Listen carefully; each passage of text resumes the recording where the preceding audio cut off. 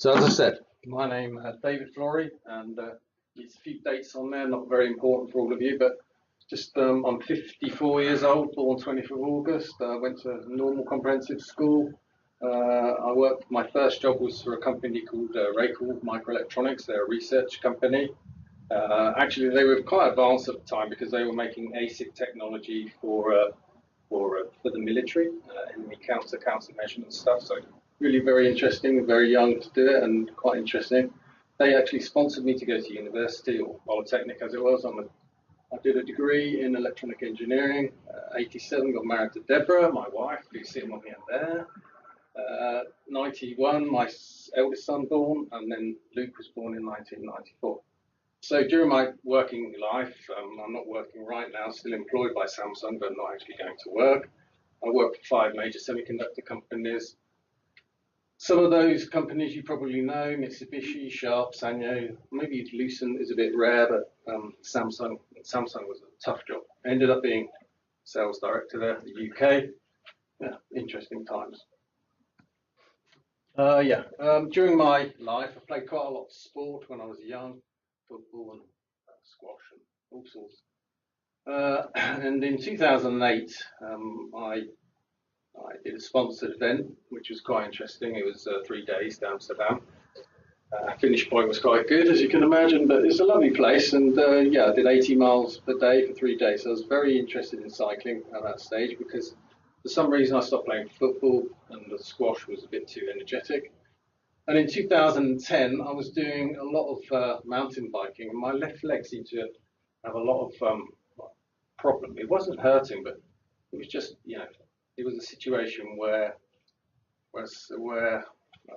it just didn't have any power, couldn't push the pedal as easy as I could on my right side. So I went to the doctor. He sent me to a consultant, which they're very unhelpful, but the resulting fact was that I had to go and see a neurologist. And as soon as a neurologist was involved, then I knew there was a problem which was a bit more severe than an aching knee. Basically, I went in with a knee problem and came out with Parkinson's. I like to say what happened, but I kind of knew for a long time in my head, and I'd self-diagnosed. And I said to my wife one day, I said, "I know what I've got." And she said, "Dad, it's okay, don't be silly," but it was. So October 13th, 2010, I had confirmation that I had Parkinson's. So from there, it wasn't a big surprise because, as I said, I knew. Sorry, I'm just going to sit down a second. I knew that what it was and what the problem was. So I'd arranged to see a consultant as well after that, and he was Dr. Bogdanovich. He is a fantastic guy. He's really helped me through the whole process. He seems to specialise in young person's Parkinson, and is a big advocate of deep brain stimulation.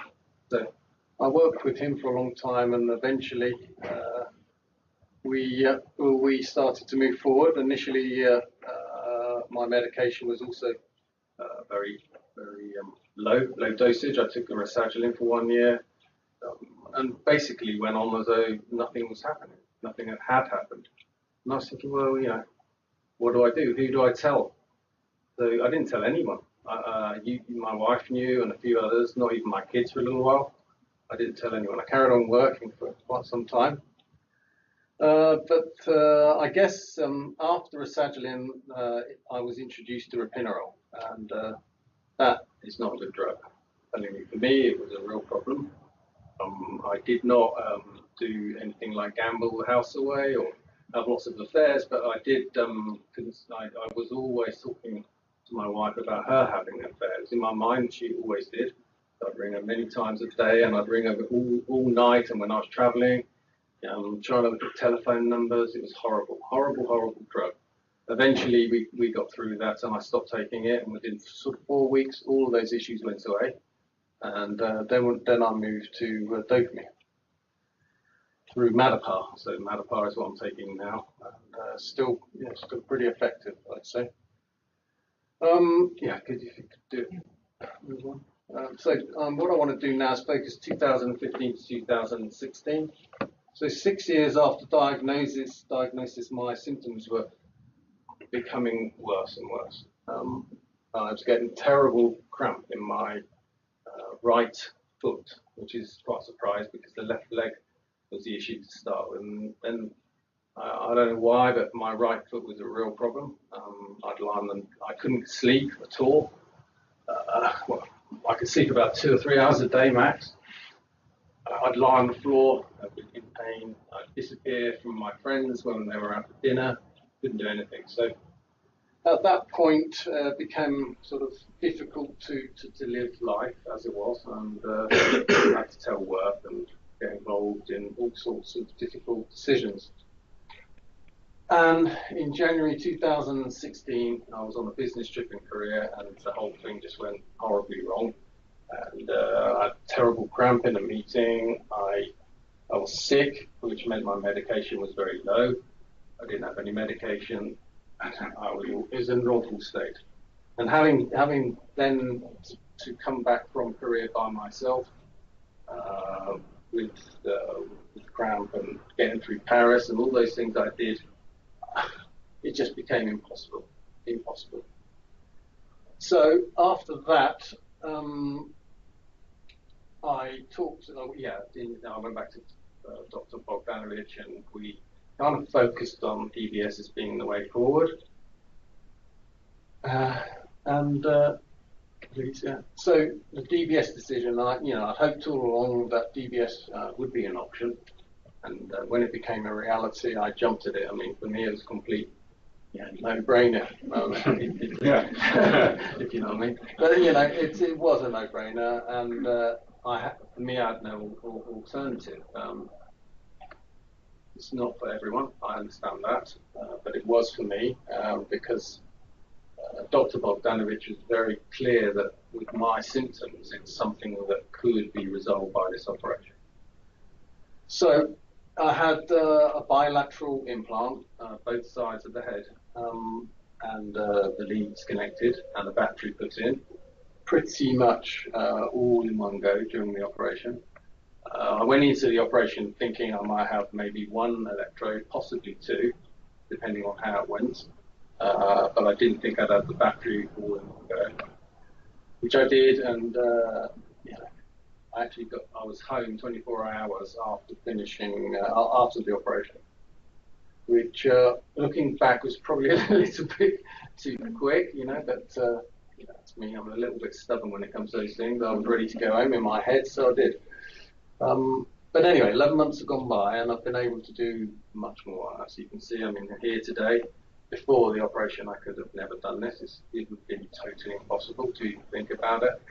Perhaps even thinking about it would probably give me cramp, because if I had a situation where I was under stress, then I would get cramp driving, at the airport. There's lots of stories that I could tell you about, but I will go through this little one quickly. Is that before the operation, my wife and I and a couple of friends were going to go to Austria for a quick trip, like a weekend away, which we do every year since I don't really remember when. And my wife and my friends had gone through security. And suddenly I had a bit of cramp. I thought I did, so I didn't go. They went through, and I was stuck on the other side of security.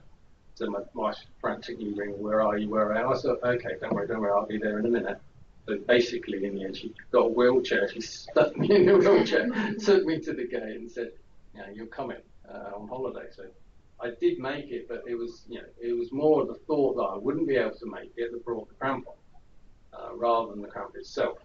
So I think it's important to know, because if you look at me, you think probably, why is he here? If you didn't know I'd had the operation, you think, well, there's no reason, why he didn't do that. But I guess it's more of a psychological issue that people can't see, and it's a difficult message to give because I'm relatively young, and I can do a lot. And as a result of the operation, I'm very, very mobile again, able to do my biking now. Not quite the same as I was before, but almost without thinking. So that's a really nice thing about the operation. It just gives me my freedom back. That's the most important, really. So yeah, if you could move on. So what did I do? Well, me being me, we got this little thing, which was he actually got him at the operation on the 2nd of November. He came into the house on the 2nd of December. So 4 weeks later, we got this working cocker called Reggie. Next one, please. So you can see there, he's named after my granddad, who also was diagnosed with Parkinson's. And actually, my granddad, not the dog, he lived to 102. He was nearly 102, which is amazing. I don't know at what age he actually was diagnosed with Parkinson's, but for a long time, maybe 20 years, I can remember him having quite a shaky hand, at least. So, quite interesting that that Reggie should come along, and he's been fantastic for me in that I get up early in the morning, take him for a walk, even did this morning. He's really keeping me active, and he's a fantastic companion. I'm trying to train him as a gun dog, which is a working dog. He's not as easy as you may think, and I'm learning a lot as a result of that. In a different way. Before it was all about working and traveling and getting stuff done in the house, but it's a different type of situation for me now. So I go mountain biking twice a week, and I think 2 weekends ago I was up in Yorkshire. We did some fantastic rides up there, which were I couldn't even imagine that I could have done that, because a year ago I went to Wales and I did one of the tracks, which is pretty easy. The other course I couldn't do. So my friend had to take me back to the hotel, and I knew then that if this operation is successful, I can mark it on the fact that a year ago I couldn't do that ride, whereas this year I could do more than I ever thought I could. I even bought a new bike. So I think in terms of the success, it's amazing, it really is. So I'd like to do a bit more travel, although with the current situation, I'm quite happy to stay home with the dog, to be perfectly honest. But I think my wife says the same now, that she doesn't want to do too much traveling. So.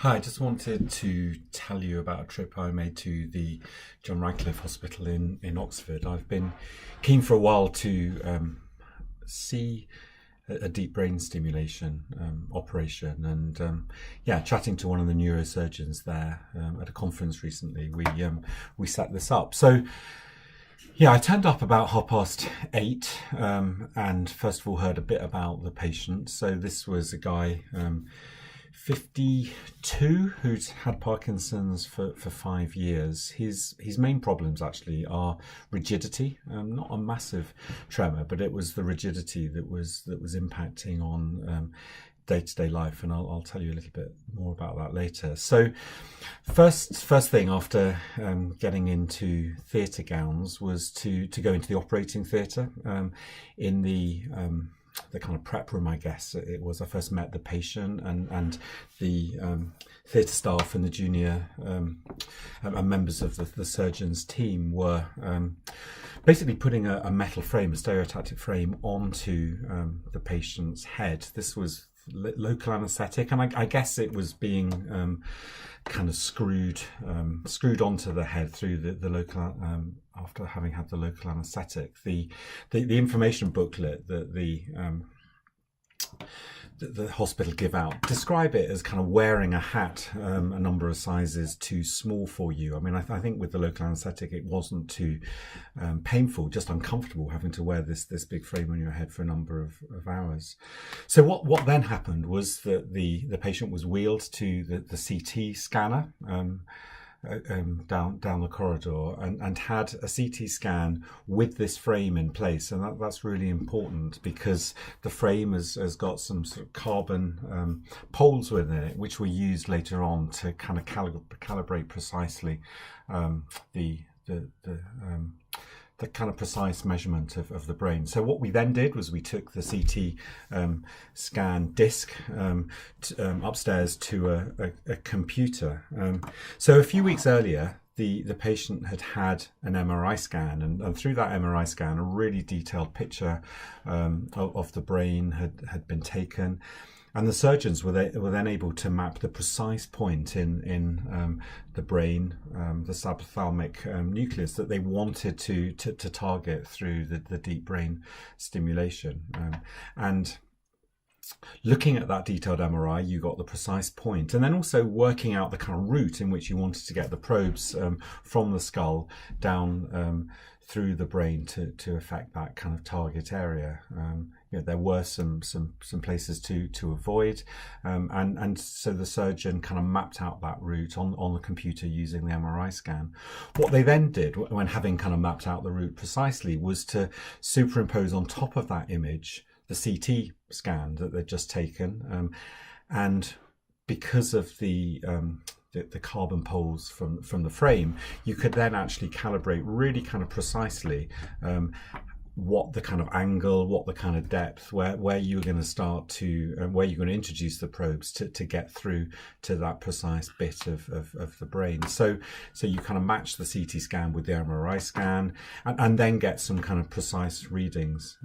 It was quite ironic actually that the biggest challenge then was actually printing out those readings. So really kind of complicated software, but actually as always, it's the printing that kind of lets us down. But then armed with that printout, back to the operating theatre, and so now attached to that kind of frame that the patient was already wearing is put on almost something that goes over the top of this, that has got sort of calibrated scales around it. So using those readings from the printout, from the MRI, the CT scan, able to kind of identify the kind of angle, the place at which the probes will go into place. That was kind of replicated on a kind of model in the operating theatre, which I didn't fully understand actually, but that was about checking that with those readings, setting up the frame in the right way, you would hit the target area. So having done all of that, and the frame put on top of the patient, the operation was able to start. Now it's important here to say that in this case the patient was fully conscious. That's not always the case with every DBS centre, and in fact it's not always the case with what they do at Oxford, but for them their preferred model is for the patient to be awake, and I'll share more about that in the future. So within the operating theatre you had the neurosurgeon who was doing the kind of precise operation, and one of his fellows as well, one of his registrars was helping with the operation.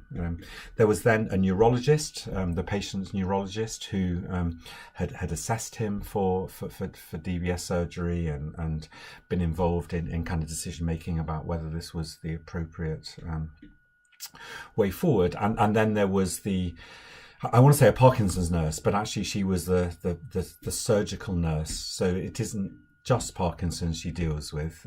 It's dystonia and pain and a few other conditions as well, although I think predominantly her work is around Parkinson's. So she was very well connected into our networks. So the first stage then is to drill, and it is literally drill, a hand drill, through the skull and inserting the probes, and getting that first one down to the kind of target area. I explained to you that the patient's problem was one of rigidity, and the neurologist got me to, with the patient's consent obviously, to kind of manipulate this guy's wrist and feel that cogwheel rigidity, and yeah, you could feel this really kind of rigid wrist. But when the probe got down into the target position and was pretty much on the kind of zone, actually kind of miraculously, you felt that patient's wrist just completely kind of free up and become very fluid. And so the neurologist would be constantly kind of monitoring the patient's wrist and feeling their legs as well, and asking the patient how they felt, and making sure that that there was kind of some response from the target area. I mean, interestingly, just getting the probe into that place creates the impact without even turning the electricity on. But then what the nurse did was to kind of calibrate various settings with this probe. Microcurrents are then being initiated, different directions, different strength, different from the four areas on the probe where the electricity can be fired, and just making sure that you kind of understand where the best place is to get a response. Interestingly, then actually kind of turn the power up, trying to induce some side effects, maybe some kind of twitching, double vision, pins and needles in the patient, so that you know what that kind of upper tolerance is later on when you're calibrating the machine. So having got that right, then did the other side of the brain with a similar process, similar thing to go through. So, I mean, I think at that stage the team were really confident because the patient was reporting a really strong impact, and so you feel like the operation had been a success. You'd reached the right part of the brain, but I mean, it's a really precise process. So at that stage, with still the kind of the wires from the probes kind of hanging free from the skull, the patient is then taken again back to CT scan, so for CT scan, so that you can check that the scan shows that the probes are in the right place, the kind of target place, and so we take the disc back up to the same computer, look at the MRI scan, look at the CT scan, and you know, real elation actually from the team, because you could see that they had reach that kind of target spot precisely. So that and the patient's response demonstrated that first stage had been a success and ready to go to the next stage. So back to theatre, meet the patient again in the preparation room, and at this stage I had a really long chat with him. I mean, he was telling me that he's an IT, that he works for an IT company as a manager. He's just recently gone off on sick leave and wasn't sure actually whether he would go back to work following surgery. I think he felt he was able to get a reasonable kind of package on leaving and might not want to work. For him, the issue, what he was kind of looking for was predictability.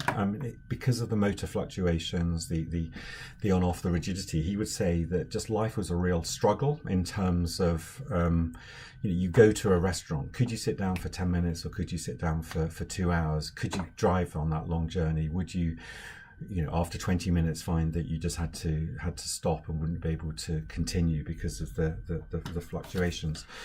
For him, it was what we joked about as a no-brainer, having the operation when it was kind of suggested by the surgeon. He had no doubt doing that. In terms of the actual kind of procedure, I mean, I think he said it wasn't as bad as he kind of envisaged. I mean, he's clearly someone with a really kind of positive attitude and some real kind of determination. It had been an ordeal to kind of go through all of that, but he didn't think it was kind of particularly kind of painful.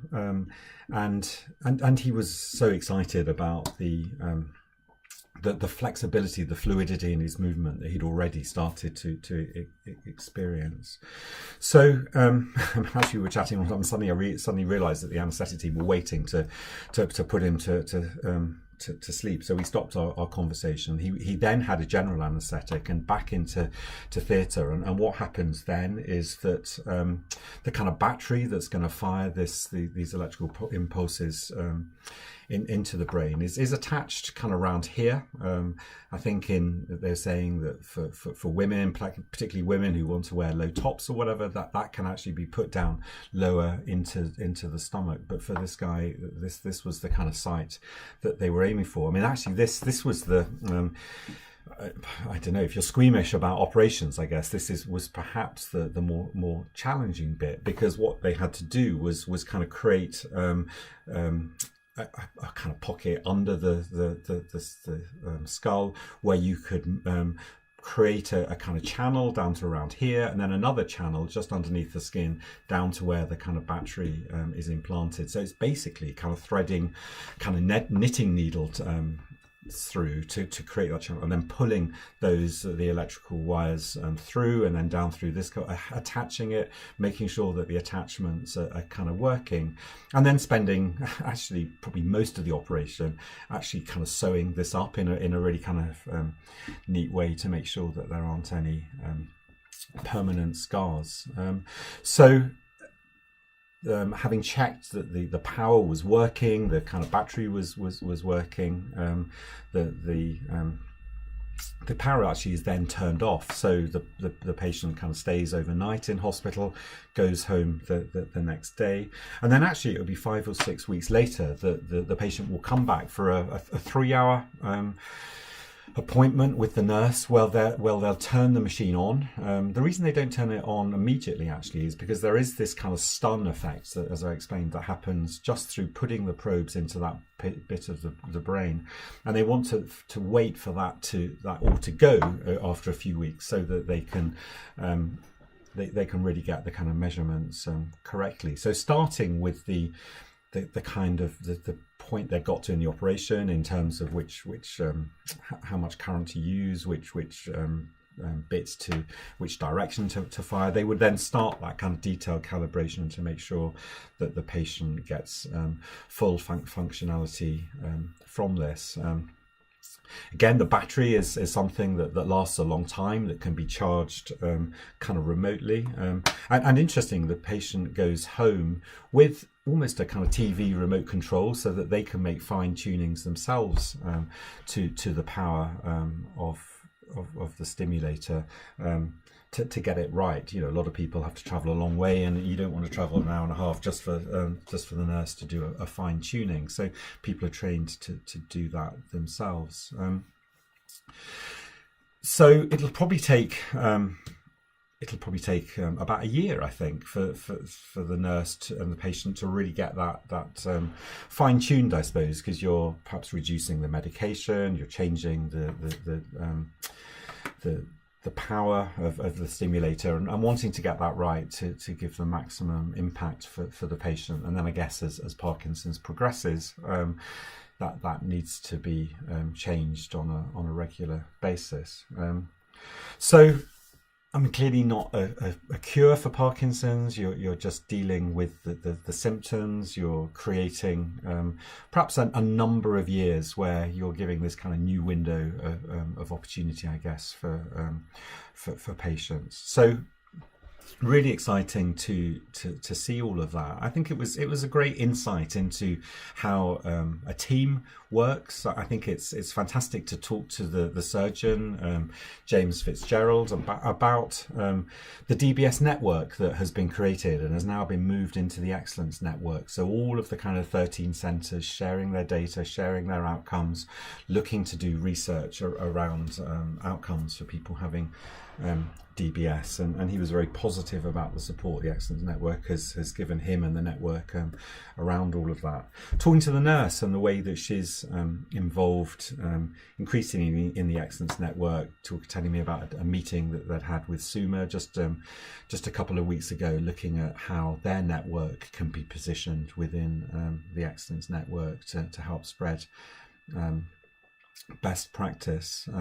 So yeah, really good to see the way that we're starting to be part of this. I mean, it's interesting. The procedure, I guess, finished at 2:00. The surgeon was then about to go and do another patient, a similar process on someone who's living with dystonia, where lots of people have DBS. So realizing that I hadn't sat down for I guess getting on for 5 hours, hadn't had a cup of coffee, but this was a typical day for the surgeons in the theatre.